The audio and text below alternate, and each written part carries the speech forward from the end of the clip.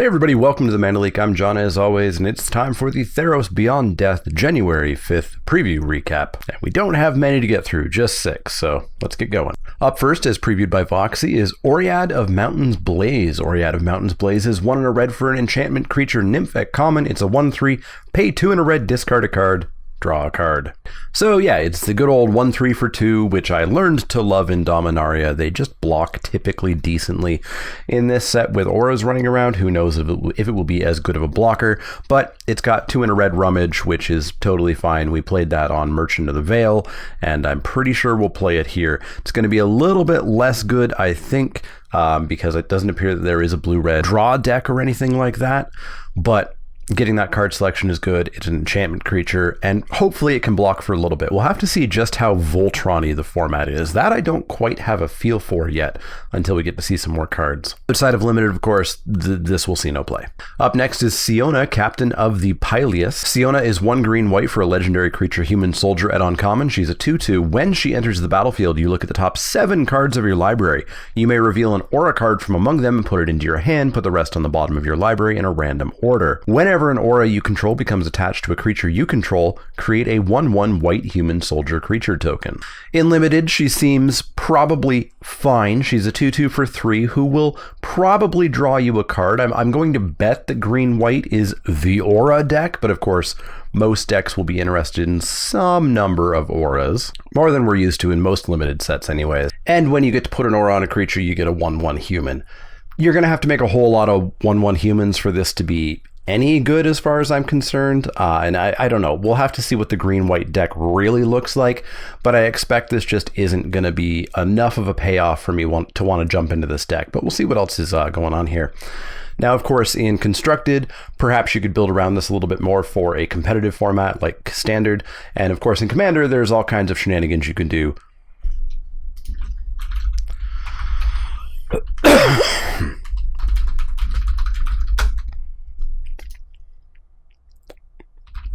Like use Shielded by Fate, which auto-equips to a creature when it enters the battlefield, which means that you make infinite soldiers with just 2 cards. So I'm sure some people are going to be trying that in Commander, of course.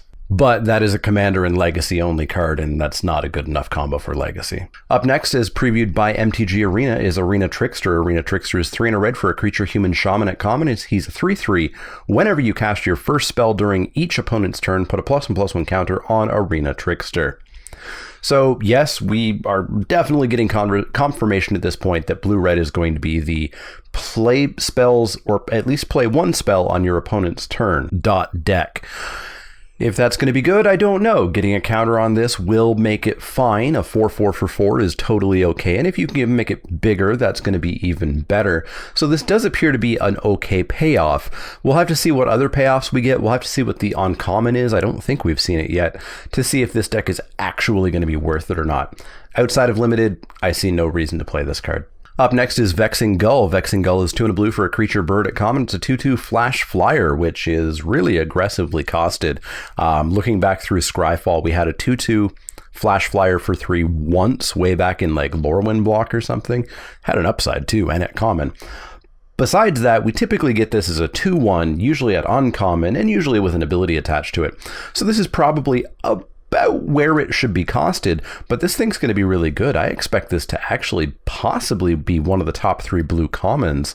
Having the ability to just flash this in to block a 1-power creature, whether it kills it or not, who knows, and then have that flash flyer, or have that flyer next turn attack, could make blue be a little bit aggressive in the air. So Vexing Ghul, I'm really excited for this in limited. Outside of limited, nothing going on. And that was previewed by Wizards Magic. Up next is Shoal Kraken. Shoal Kraken is 4 and a blue for a creature Kraken at uncommon. It's a 3/5 with Constellation. Whenever another enchantment enters the battlefield under your control, you may draw a card. If you do, discard a card. So this is kind of like Sage of the Falls, except we're looking for enchantments to enter the battlefield as opposed to non-human creatures to enter the battlefield. We'll have to see how that shakes up. I have a feeling you probably were going to go off a little bit more with Sage of the Falls than you are with Shoal Kraken, but of course if you are heavily enchantmentized, whether that be auras or global enchantments or enchantment creatures, this will help you go off with it. So it'll be entirely deck dependent, just like Sage of the Falls was, and just like Sage of the Falls we're not going to see any play for this outside of limited. Can't imagine this costing 5 mana being played in any real, Enchantress style deck in Commander. And that was previewed by Lady Levinas, as is this next card, Nyad of Hidden Coves. Nyad of Hidden Coves is 2 and a blue for an enchantment creature nymph at common. It's a 2/3. As long as it's not your turn, spells you cast cost 1 less to cast. Well, this is definitely going to help out that deck, and it's common, which means you could actually make things cost 2 less or 3 less. That's not out of the realm of possibility that you could get 2 or 3 copies of this in a draft. And I have a feeling having this card will really help you be able to do this deck. Again, I'm going to have to see the entire set to really know how this deck's going to work out. I need to know what the best instants are, what the best flash spells are, and what other payoffs we have for doing this. If it works, if the deck is functional and is actually good, I'm going to be really excited to play it because it seems like exactly my thing, as most blue-red decks are. But we'll have to see. As is, I'm tentatively excited, but I need to see better payoffs, and I worry that we already have seen the payoffs.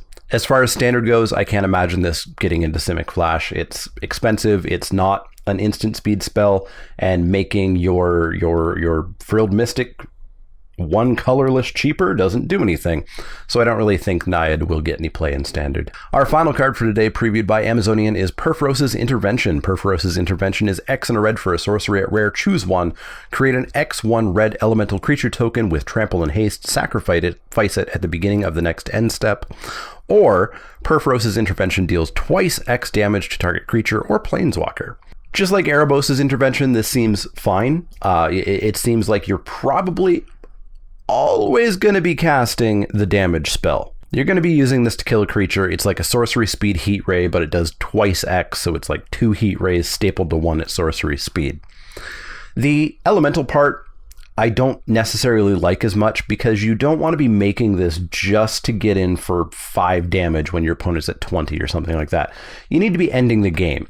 And ending the game with that is going to A, require a whole bunch of mana. B, it's going to require you to be confident your opponent can't do anything.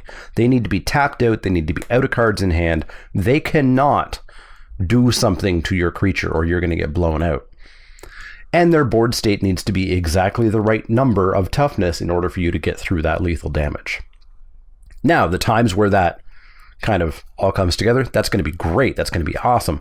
But I really think you're going to be using the second mode here 95% of the time in limited. Outside of limited, I can't see this having much play. There's just so many better burn spells. There's Banefire, which I have to say is just better than this, I think. I don't see this getting any play outside of limited. So that's it for today. A very limited focus day, except for Seeona, I suppose, with her infinite tokens combo and other shenanigans that I'm sure you could do with her. Let me know what you want to do with her, with your enchantments. What other enchantments are there that would be great with her for Commander and stuff like that? Are you happy about the way the blue-red deck looks so far? Do you want to see more? Do you think we're going to see many more payoffs? Let me know. Comments down below. As always, if you do have any questions, comments, or suggestions, you can find me over on Twitter, Twitch, and Facebook.